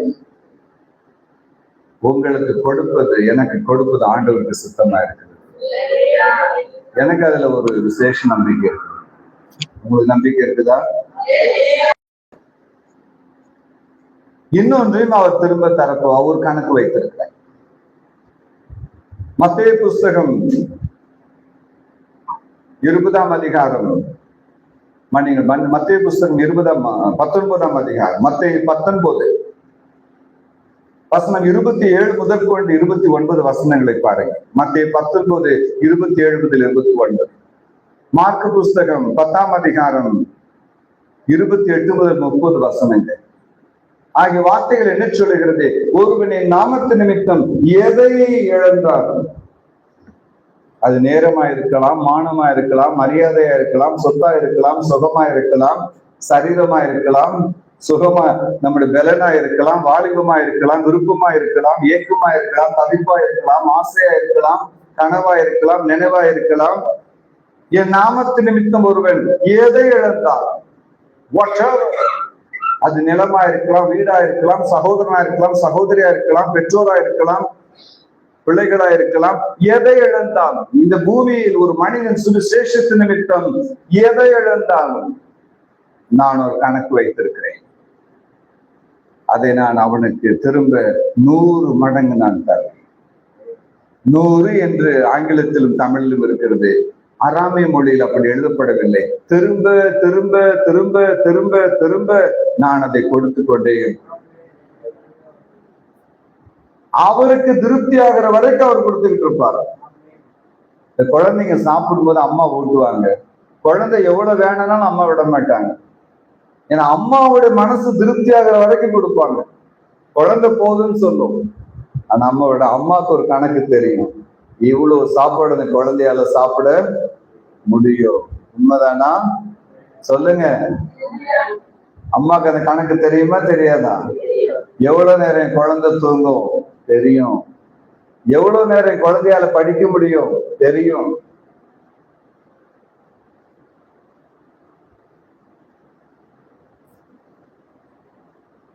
5 இட்லி 6 தோசை ஒரு பையன் சாப்பிட்டாமா. அவன் அம்மா சொல்லுது, சாப்பிடவே மாட்டேங்கிறான் ஐயா, யாரோ கந்திருஷ்டி போட்டுட்டாங்க. பக்கத்து வீட்டுக்காரி கொல்லிக்கன்னிக்காரி அந்த ஜன்னல் வழியா பார்க்கும்போதே எனக்கு வகீர்னு ஆகி போச்சியா. சரிம்மா பரவாயில்ல, ஜோம் பண்ணுங்க. 10 இட்லி 10 தோசை சாப்பிட்டாதாயா கொஞ்சமாவே மனசுக்கு ஆகும். இந்த தாய் மனசை திருப்திப்படுத்துறது மகா டேஞ்சரான ஒரு காரியம். எங்க அம்மா வந்திருக்கிறாங்க, போன்ல பேசுறேன். என்னடா சும்மா போன்ல பேசிட்டு இருக்கு, நேரா வந்து அம்மாவை பார்க்க மாட்டியா? நேரா போய் அம்மாவை பார்த்தேன், ஒரு 10 நிமிஷம் இருந்தேன். என்ன வந்துட்டு உடனே போற, அம்மாவை பார்க்க ஒரு ஒரு 2 மணி நேரம் உனக்கு கிடைக்காதா? அது 2 மணி நேரம் பிளான் பண்ணி போனேன். என்ன வந்தவொடனே வெந்நியை ஊத்திட்டு ஓடுற, சாப்பிட்டுட்டு போக கூடாதா? சரி ஒரு நாள் சாப்பிட வந்தேன். என்ன உடனே ஒரு வேளை சாப்பிடல, 2 வேளை சாப்பிட்டாதானே அம்மாவுக்கு சந்தோஷம். 2 வேளை சாப்பிட்டேன். என்ன வந்துட்டு உடனே போற, தங்கிட்டு நாளைக்கு போக கூடாதா? அப்பதான் நினைச்சேன், அம்மாக்களை நம்ம திருப்திப்படுத்த முடியாது. அவங்க அன்பு ரொம்ப டேஞ்சரான ஒரு அன்பு. ஒரு அலையிலேயே சொல்லுங்க. நான் அடிக்கடி சொல்வேன், நான் ஒரு முறை பாம்பேல ஃபிளைட் ஏறிட்டு இருந்தேன். அம்மாவுக்கு ஃபோன் பண்ண, நான் ஃபிளைட் ஏறி, எங்கடா? நான் பெங்களூர் போறேம்மா. ஏன்டா சென்னைக்கு வரக்கூடாதா? சாரிம்மா நேரம் இல்லை, நான் பெங்களூர் போறேன். சரி நான் அவர்கிட்ட பேசிக்கிறேன், போன வை அப்படின்னா. மேல ஃபிளைட்டு மேல பைலட் கதறான், பெட்ரோல் தீர்ந்து போச்சு, ஃபிளைட்டு சென்னைக்கு போகுதுன்றான். ஜனங்க எல்லாம் கதறி, எல்லாரும் 230 பேர் பெங்களூருக்கு போய் டிக்கெட் வச்சிருக்கான், என்னையும் சேர்த்து. ஒரு யோனாவுக்காக அந்த பிளைட் சென்னையில இறங்குது. பைலட்டே கதறிட்டான், சென்னை வரைக்கும் தான் அந்த பிளைட்டு போக பெட்ரோல் இருக்குன்றான். சென்னையில இறங்கிட்டு அம்மாவுக்கு ஃபோன் பண்ணேன், வந்துட்டேம்மா. எனக்கு தெரியும் மேடம், நான் சொல்லிட்டேன் ஆண்டவர்கிட்ட, என்ன பண்ணுவீங்களே தெரியாது, என் பிள்ளை காதை பிடிச்சி மெட்ராஸ் கூட்டிட்டு வாங்கன்னு சொல்லிட்டேன். அன்னையிலிருந்து பிளைட் இறங்குற வரைக்கும் அம்மாட்ட பேசுறேன் மேடம். ஒரு அலையிலேயே சொல்லுங்க, சத்தமா சொல்லுங்க. ஆங்கிலிக்கன் சர்ச்சில் ஒரு பாஸ்டர் இருந்தார் லண்டன்ல. அவருக்கு ஒரே ஒரு பையன். ஆங்கிலிக்கன் சர்ச்சில் ஒரு ப்ராப்ளம் என்னன்னா, மூத்த பையனா அவன் கேட்கறானு கேட்கல, ஊழியத்துக்கு ஒப்பு கொடுத்துருவாங்க. அப்படிதான் கமலேசன்லாம் மாற்றினது. அப்போ எங்களுக்கு வேற ஊழியம் தெரியாது, எங்க அம்மாவுக்கு மற்ற எல்லாருக்குமே. ஐயர் ஆகணும், மிஷினரி ஆகணும், பிஷப் ஆகணும், வேற பேச்சுக்கு இடம் கிடையாது. டீச்சர் பண்ண கல்யாணம் பண்ணி செட்டில் ஆயிடணும், அவ்வளவுதான். இதுதான் எங்க ஊர் ஜப குறிப்பு. ஐயர் மாப்பிள்ளை, டீச்சர் அம்மா, ஐயர் மனைவி. இதுக்குன்னே எல்லா சிஸ்டரும் டீச்சர் வேலைக்கு படிப்பாங்க, ஏன்னா ஒரு ஐயரை கட்டிட்டா செட்டில் ஆயிடலாம் அப்படின்னு. இது எங்க ஊர் கணக்கு, அது எங்க விசுவாச கணக்கு. அப்போ இந்த ஆங்கிலிக்கன் பாஸ்டர் லண்டன்ல இருந்தார். அவங்க அம்மா ரொம்ப பக்தி. நீ ஊழியந்தான், நீ ஊழியந்தான், நீ ஊழியந்தான் சொல்லி அந்த பையன் வீட்டை விட்டு ஓடியே போயிட்டான். ஏன் ஓடி போயிட்டான்? நம்மளே எங்கடா கொண்டு போய் இந்த ஃபாதர் வேலைக்கு அங்கேயே மாட்டிடுவாங்களோ, கடவுளே தெய்வமே. ஒரு கிறிஸ்துமஸ்க்கு வெளியே போக முடியாது, ஒரு சண்டே போக முடியாது, ஒரு மண்டே போக முடியாது. பெரியனா அவங்க சர்ச்சிலே வளர்ந்து அவன் அப்பா படுற நேரம் இல்லாம அவர் படுற பாடெல்லாம் பார்த்து இந்த பையனுக்கு ஒரு முடிவு, ஃப்ரீடம் வேணும்ட்டு 10ஆம் கிளாஸ் முடிச்ச உடனே வீட்டை விட்டு ஓடியே போயிட்டான். ஓடும்போது லெட்டர் எழுதி வச்சுட்டு போயிட்டான். அன்புள்ள அம்மாவுக்கு, கோச்சிக்கிடாதீங்க, வருகையிலே கர்த்தர் சுத்தமான பரலோகத்துல சந்திப்போம், பூமியில சந்திக்க சான்ஸ் கிடையாது. நான் பைபிள் காலேஜுக்கு ஊழியத்துக்கு போய் எனக்கு தகுதி கிடையாது, நான் ஓடி போறேன், மிலிட்டரியில ஜாயின் பண்ண போறேன், இன்னைக்காவது ஒரு நாள் பார்க்கலாம் பாயன்னு போட்டான். நல்ல பையன். போகும்போது பைபிளை கொண்டு போயிட்டான் மறக்காம. இப்போ 2வது உலகத்தை நடந்துகிட்டு இருக்குது. யாரெல்லாம் சாக ரெடியா இருக்கீங்களோ வாங்கப்பான்னு கவர்மெண்ட் உள்ள கூப்பிட்டு அள்ளி போடுது. ஹைட்டையும் பார்க்கல, வெயிட்டையும் பார்க்கல, கலரையும் பார்க்கல. ஏன்னா அங்க ஆளுங்க வேணும் துப்பாக்கி பிடிக்கும். இவனையும் அள்ளி உள்ளத்துக்கு போட்டாச்சு. நேவி போர்ஸ்ல கப்பல்ல போட்டாச்சு. 108 பேர்னா ஒரு கம்பெனி, 2 கம்பெனி ஒரு கப்பல்ல போவாங்க, 216 பேர். இந்த 2 கம்பெனிக்கு ஒரு பாஸ்டர் இருப்பார் எப்பவுமே. அமெரிக்கா, பிரிட்டிஷ், பிரெஞ்சு இவங்களுடைய கப்பல்ல யுத்த கப்பல்ல ஒரு பாஸ்டர் இருப்பார், சாப்ளின் பேர். திடீர்னு யாரோ இறந்து போயிட்டு அவர் தான் அடக்கம் பண்ணணும், கம்யூனியன் கொடுக்கணும், ஜோம் பண்ணணும், இதெல்லாம் அவரோட வேலை. அன்னைக்கு அந்த சாப்ளியன் வர முடியல, லேட் ஆயிட்டாரு. கேப்டன் சொல்லிட்டாரு, கப்பலை இனிமேல காத்திருக்க முடியாது, கப்பலை கரையில நிறுத்த முடியாது, யுத்தம் மும்முரமா இருக்கிறது, கப்பலை கிளப்புங்கடா அப்படின்னு. சார் ஜோம் பண்ணவன போக கூடாது ரூல்ஸ் படி, நம்ம எல்லாம் கிறிஸ்டின்ஸ் யாராவது ஜோம் பண்ணுங்கப்பா அப்படின்னு. ஒரு பையன், சார் இவன் பைபிள்லாம் வச்சிருக்கான் சார் அப்படின்னுட்டான். யாரா அது? நான் தான் சார். பைபிள் வச்சிருக்கேன். ஆமா. கிறிஸ்டின்? ஆமா. ப்ரே பண்ண தெரியுமா? தெரியும் சார். உங்க அப்பாவுக்கு என்ன வேலை? அவர் பாதிரியார். ஓ, நீ பாதிரியார் பயலா? ஓகே, நல்லா ஸ்ட்ராங்கா ஒரு ஜோம் பண்ணு, கப்பல் ஒழுங்கா பேச்சாரணும். சரிங்க, எஸ் சார். கர்த்தாவே ஸ்தோத்திரம் ஸ்தோத்திரம் ஸ்தோத்திரம் ஸ்தோத்திரம் ஸ்தோத்திரம்.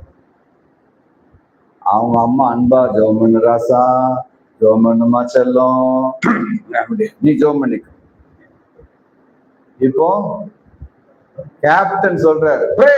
Yes sir. சண்டே ஸ்கூல்ல மறந்து போன பிரேயர்லாம் ஞாபகத்துக்கு வருது.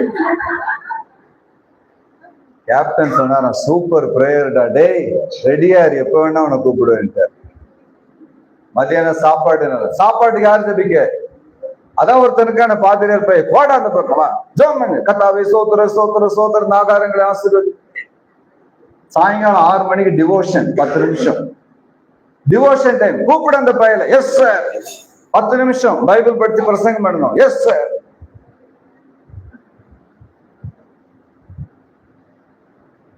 டொமால் குண்டு வெடிக்குது, எமர்ஜென்சி பிரேயர். கூப்பிட அந்த பையல. சங்கீதம் 91 வாசித்து ஜோம் பண்ணு, சோத்திர சோத்திர சோத்திர, கர்த்தாவே சோத்திர. மண்டையை போட்டா, டே அடக்கம் பண்ணு, தோத்திரம் தோத்திரம் தோத்திரம் தோத்திரம்.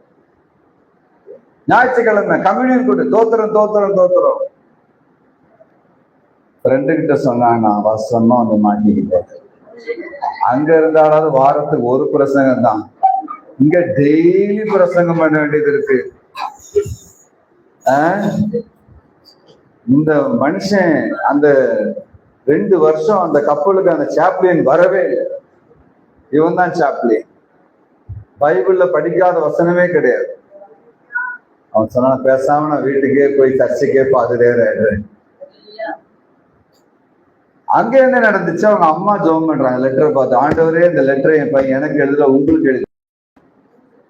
ஏன் கையை விட்டு போகலாம், உங்க கையை விட்டு போக முடியுமா? புடிச்சுக்கோங்க டைட்டா. ஏன் கையை விட்டு போகலாம், உங்க கையை விட்டு போக முடியுமா? உங்க கையை விட்டு போகும்போதுதான் நஷ்டம். உங்களுடைய கையை விட்டு ஒருவரும் வெளியே போவதில்லை. என் புருஷனும் கையில் இருக்கிறார், மனைவியும் கையில் இருக்கிறார், என் பிள்ளைகளுடைய கையில் இருக்கிறார், வீடுடைய கையில் இருக்கிறது, என் எதிர்காலமுடைய கரத்தில் இருக்கிறது, என் சம்பளமுடைய கரத்தில் இருக்கிறது, என் ஜீவனுடைய கரத்தில் இருக்கிறது, என் பிள்ளைகளுடைய கரத்தில் இருக்கிறார்கள். பிறந்த பிள்ளைகள், பிறக்க போகிற பிள்ளைகள் எல்லாவற்றும் கரத்தில் வைத்திருக்கும் தேவனே, என்னுடைய கரத்தை விட்டு தாண்டி போன எல்லா ஆசீர்வாதமும் உங்களுடைய கரத்தில் பத்திரமா இருக்கிறது. நீங்க பார்த்துக்கோங்க சாமின்னு அந்த அம்மா ஆம்பி போட்டுட்டாங்க. அந்த போதகை அவர் 2 வருஷம் கான்ட்ராக்ட் பண்ணி தலை தறிக்க வீட்டுக்கு ஓடி இருந்தார். அம்மா என்ன பைபிள் காலத்துல போட்டுருப்பான், திரும்ப மிலிட்டரிக்கு போனா கஷ்டமா, இந்த நேரம் ப்ரே பண்ணிட்டே இருந்து சொல்றாங்க.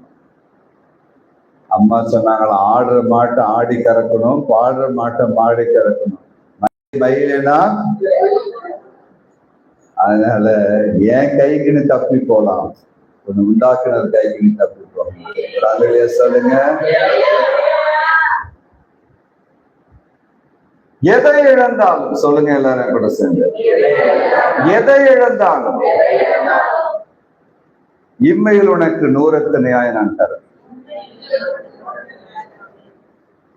100ன்னு ஒரு கணக்குக்கு ஆண்டவர் சொல்றாரு.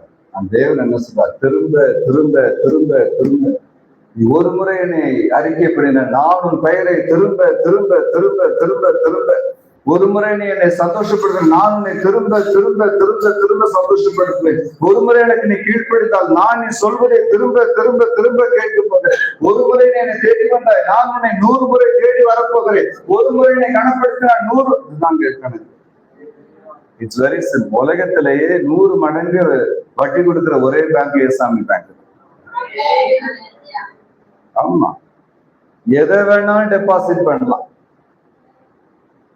ஏசுநாதர் பேங்க்ல மட்டும் நேரத்தை போய் டெபாசிட் பண்ணலாம், பலத்தை டெபாசிட் பண்ணலாம், ஜெபத்தை டெபாசிட் பண்ணலாம், ஸ்தோத்திரத்தை டெபாசிட் பண்ணலாம், அன்பை டெபாசிட் பண்ணலாம். ஆனா பேங்க்ல வெறும் தங்கம் தான், வைரத்தை கூட எடுக்கிறது இல்லை. அப்படிதானம்மா? அந்த தங்கம் உரசியே 100 கிராம் போச்சு. ஆனா ஆண்டவர் சொல்றாரு, என் நாமத்து நிமித்தம் எதை இழந்தார் இம்மையில் 100 மறுமையில் நித்திய ஜீவனாகவும்.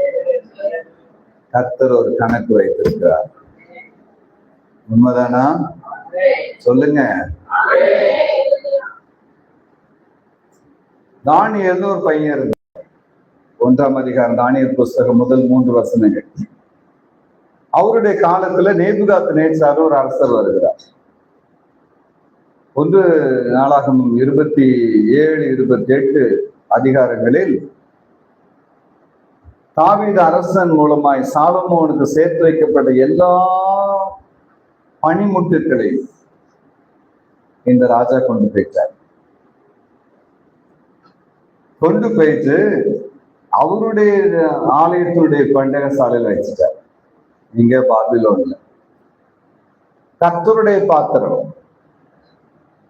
கர்த்தருடைய பலிபீடத்தின் பாத்திரம், கர்த்தர் பயன்படுத்துகிற பாத்திரம், கர்த்தருடைய பொற்பாத்திரம், இந்த ராஜா கொண்டு போய் தன்னுடைய ஆலயத்தில் வச்சு லாக் பண்ணி பூட்டிட்டார். நல்லா கவனிங்க,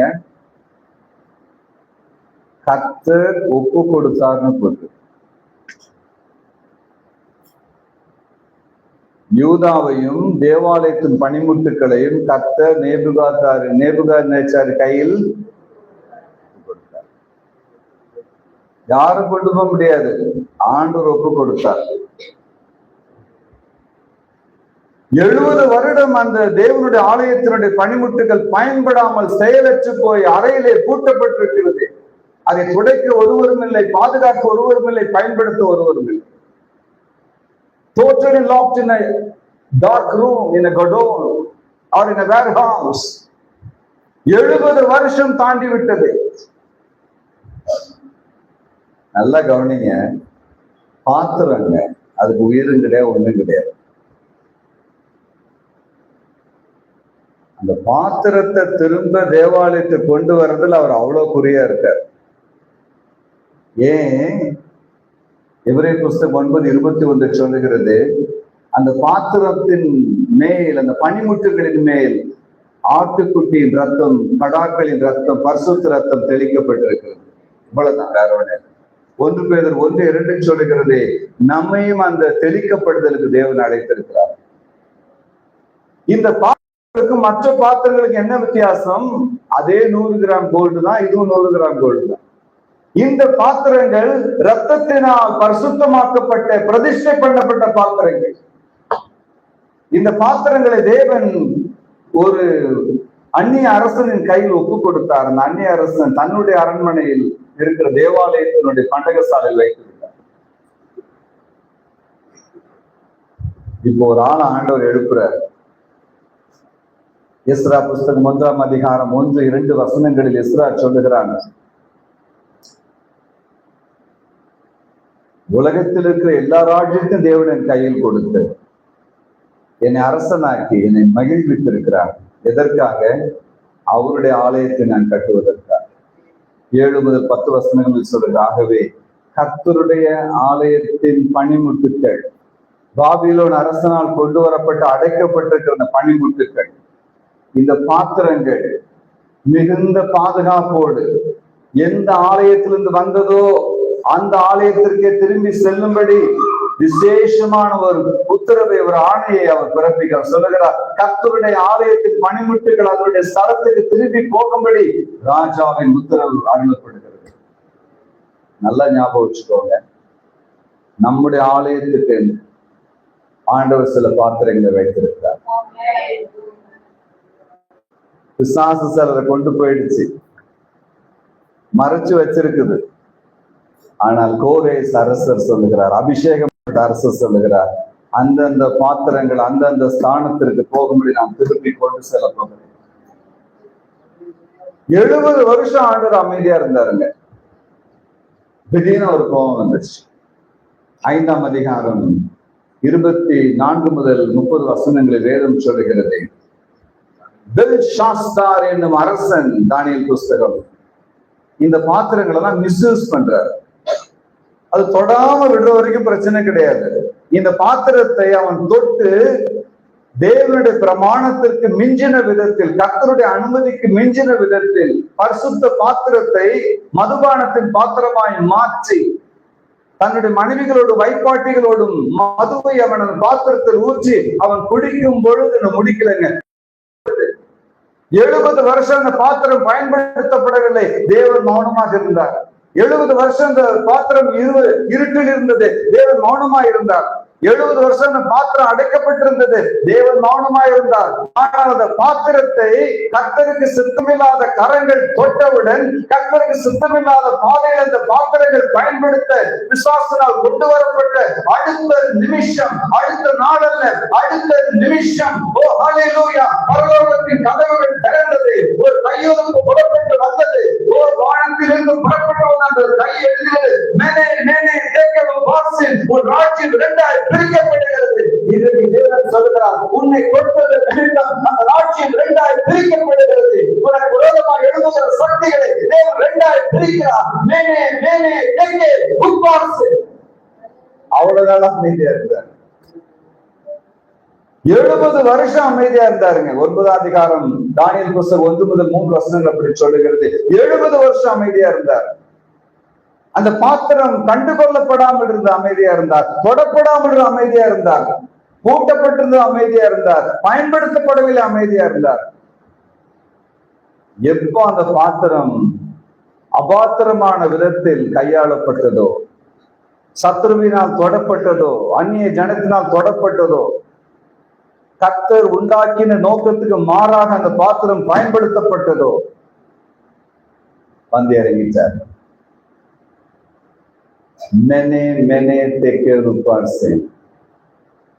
பரலோகத்துல அந்த கரம் 70 வருஷம் சும்மாதாங்க இருந்துச்சு. அன்னைக்கு ஒரு பேனாவை தூக்கிட்டு கீழே இறங்கி வந்தது. ஒரு ராஜ்யம் 2ஆய் பிரிக்கப்படும். ஒரு விஷயம் நான் சொல்றேன், உங்களுக்கு விரோதமாய் எழும்புகிற பிசாசின் ராஜ்யம் 2ஆய் பிரிக்கப்படுகிறது. கட்சிகள் 2ஆய் பிரிக்கப்படுகிறது.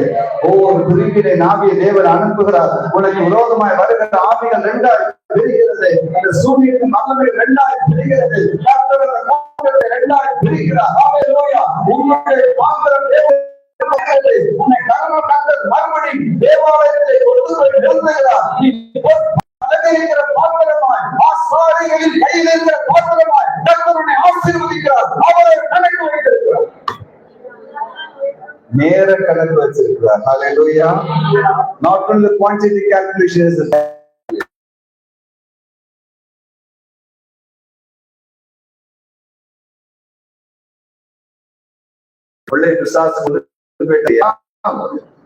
பிசாசு கையில் எடுத்துட்டான்னு நினைக்கிறியாமா? மேனே மேனே ஹல்லேலூயா. சக்தி உங்களுக்கு விரோதமாய் போராடி கொண்டிருக்கிறதோ, அந்த சக்தியை 2ஆக தேவன் பிரிக்கிறார். நம்புறவர் மட்டும் ஒரு அல்லேலூயா சொல்லுங்க. அந்த மந்திரத்தின் வல்லமைகள் 2ஆய் பிரிக்கப்படுகிறது. இந்த கட்சிகள் 2ஆய் பிரிக்கப்படுகிறது. ராஜாக்கள் 2ஆய் பிரிக்கிறார். ராஜ்யங்கள் 2ஆய் பிரிக்கிறது. தங்களை மாத்திரைகளுக்கு விரோதமாய் எழும்புகிற எல்லா ராஜ்யங்களையும், எல்லா இருதயங்களையும் தேவன் 2ஆய் பிரிக்கிறார். இந்த உலகத்தின் ராஜ்யங்கள் 2ஆய் பிரிக்கப்படுகிறது. இயேசுவின் ராஜ்யங்கள் 2ஆய் பிரிக்கப்படுகிறது. உனக்கு விரோதமான கூட்டம் 2ஆய் பிரிக்கப்படுகிறது. ஓ ஹல்லேலூயா. சவுலை விசாரிக்கும் பொழுது கூட்டம் 2ஆய் பிரிந்தது. கர்த்தருடைய வாய் புறப்பட்டு வருகிறது. கர்த்தர் எவ்வளவு அமைதியாக இருந்தார். ஓ கர்த்தருடைய அமைதி அவருடைய மறந்து விட்டார் என்பதல்ல, அதை ஏற்ற நேரத்தில் அவனை காப்பாற்றும்படி ஒரு தாய முடக்காய் இறங்கி வருகிறது. நியாய தீர்ப்பு எழுதுகிறது, ஆசீர்வாதத்தை எழுதுகிறது. மேலே மேலே கேட்கவும் வாசி. 2 தீமோத்தேயு 2:20-21-22 வசனங்கள் சொல்லுகிறது, கர்த்தருடைய பாத்திரம். அவருடைய வீட்டில் நிறைய பாத்திரங்கள் இருக்கு. நீ ஒரு பாத்திரம் அல்லவா? கர்த்தருடைய ஆலயத்தில் கொண்டு வந்து நிறுத்துவார், பரலோகத்தில் கொண்டு வந்து நிறுத்துவார், அவருடைய பாத்திரமாய் நிறுத்துவார், மேஜையிலே நிறுத்துவார்.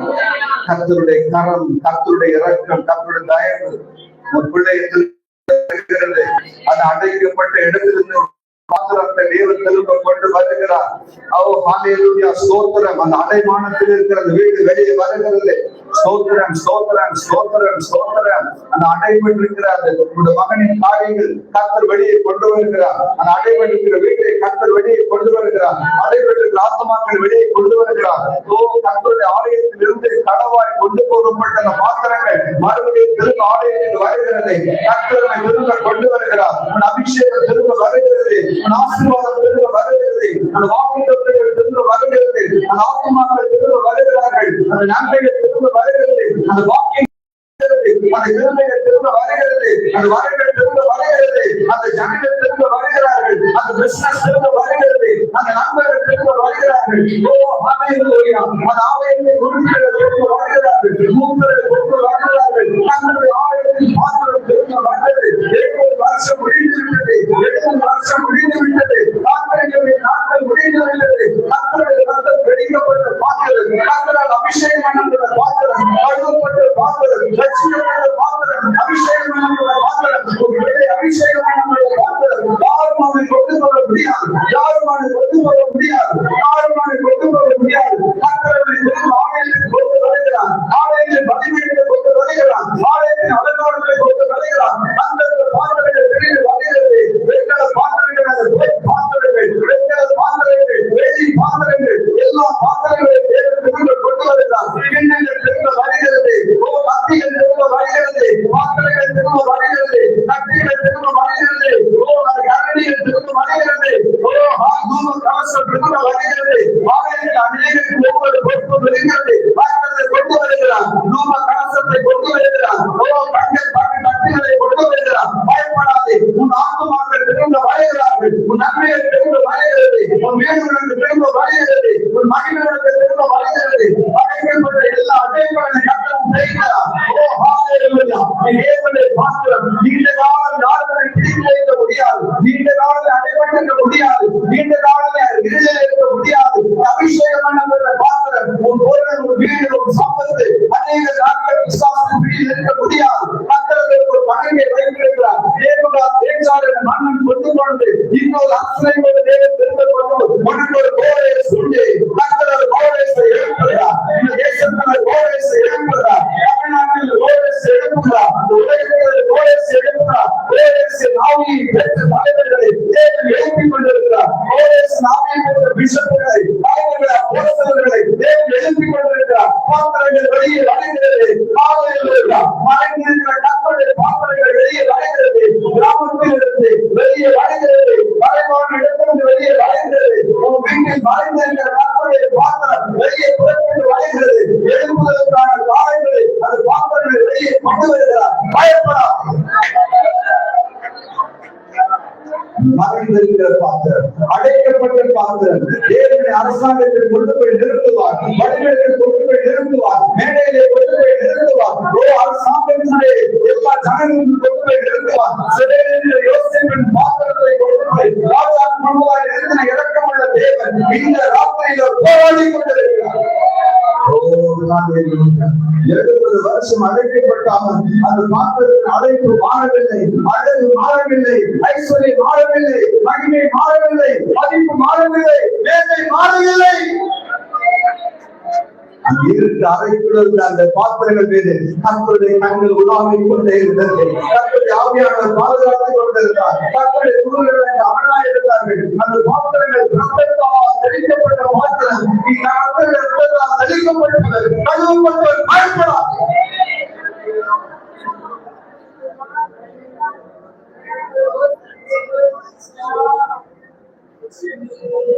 சுலமாய், சௌக்கியமாய், பாக்கியமாய், குறைவில்லாமல் கர்த்தருடைய பாத்திரம்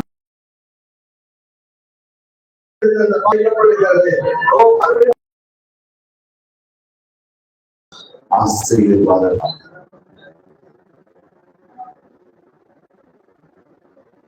அற்புதமான வாழ்வு அற்புதமாய் மாறு, அர்ப்பணித்தேனே ஆட்கொள்ளும் தேவா, அற்பமான வாழ்வு அற்புதமாய் மாற அர்ப்பணித்தேனே ஆட்கொள்ளும் தேவா, நீ திருக்கரோ நான் திருக்கரோ, நீ திருக்கரோ நான் திருக்கரோ, தீபத்தின் தேவியாய் எழுத்தார் கொள்ளும் கல்வாரி தேயம் சரையிடும் என்னை கல்யாணி கல்வோடு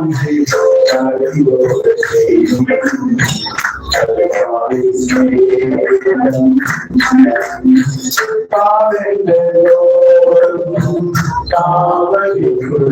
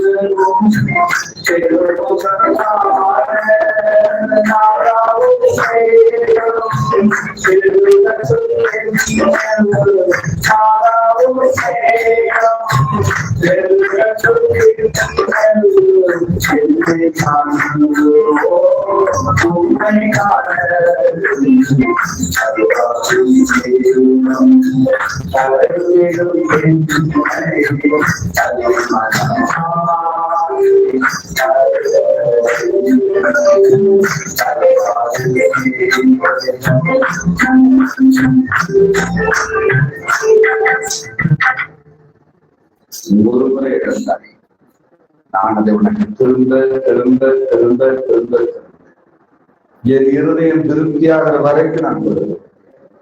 என் மனம் திருப்தியாக, நீ போதும் என்று சொல்லலாம், நான் போதும் என்று சொல்லுகிற வரை நான் ஆசீர்வாதம் பெற்றுக்கொள்வேன். என் இருதயம் திருப்தி அடைகிற வரை உன்னை நிரப்ப போகிறேன். என் இருதயம் திருப்தி அடைகிற வரைக்கும் நான் ஆசீர்வதிக்க போகிறேன். என் இருதயம் திருப்தி அடைகிற வரைக்கும் நான் அதை பயன்படுத்த போகிறேன். நான் திருப்தி அடைகிற வரைக்கும் என் ஆசீர்வாதங்களுக்கு ஒரு பாத்திரங்கள் திரும்ப வரைக்கும் தேவாலயத்துக்கு வெளியே போன அத்தனை பாத்திரங்களை தேவன் திரும்ப கொண்டு வருகிறார். ஆதி திருச்சபையினுடைய எழுப்புதலில் உள்ளே வந்த பாத்திரங்கள் வெளியே போயிருக்கிறது, எல்லாவற்றையும் திரும்ப கொண்டு வருகிறார். மிஷனரிமார்களின் காலத்தில் வெளியே போன பாத்திரங்களை திரும்ப கொண்டு வர பயப்படாது. தேவனுடைய ரத்தத்தினால் தெளிக்கப்பட்டு பின்மாறி போயிருக்கிற லட்சக்கணக்கான ஜனங்களை 26ஆம் வருஷம் மறுபடியும் திரும்ப கொண்டு வர போகிறார். மறைந்து போன அத்தனை ஆசீர்வாதங்களை திரும்ப கொண்டு வருகிறார்.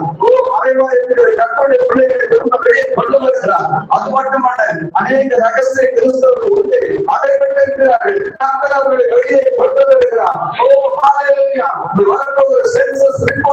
தேவனை மகிமைப்படுத்த போகிறார். எல்லா அடைபட்ட ஜனங்கள் வெளியே புறப்பட்டு வரட்டும். அடைபட்ட ஆசீர்வாதங்கள் புறப்பட்டு வரட்டும். அந்நிய ஆலயங்கள் இருக்கிற ஆசீர்வாதங்கள் புறப்பட்டு வரட்டும். அந்நிய கண்டக சாலையில் இருக்கிற கர்த்தருடைய பிள்ளைகள் புறப்பட்டு வரட்டும். கர்த்தருடைய ரத்தத்தால் தெளிக்கப்பட்ட பாத்திரங்கள் ஒவ்வொரு விடுதலை செய்து ஜெபிக்கிறோம். ஒவ்வொரு பொருளை விடுதலை செய்து ஜெபிக்கிறோம். ஒவ்வொரு வீட்டை விடுதலை செய்து ஜெபிக்கிறோம். ஒவ்வொரு மகிமையின் ஆசீர்வாதங்களை விடுதலை செய்து ஜெபிக்கிறோம். கர்த்தருடைய ஆவியானவரே, நீங்க பிள்ளைகளை இரக்கம் செய்யலாம். இரக்கத்துக்காக இந்த வார்த்தையை கொடுத்து இருப்பாங்க. நாங்கள் சந்தோஷமா ஏற்றுக்கொள்கிறோம். மகிமை உமக்கு மாத்திரம். இயேசு ரட்சகர் நாமத்தில் நாங்கள் ஜெபிக்கிறோம் சுவாமி. Thank you so much. God bless you. Hallelujah. Hallelujah.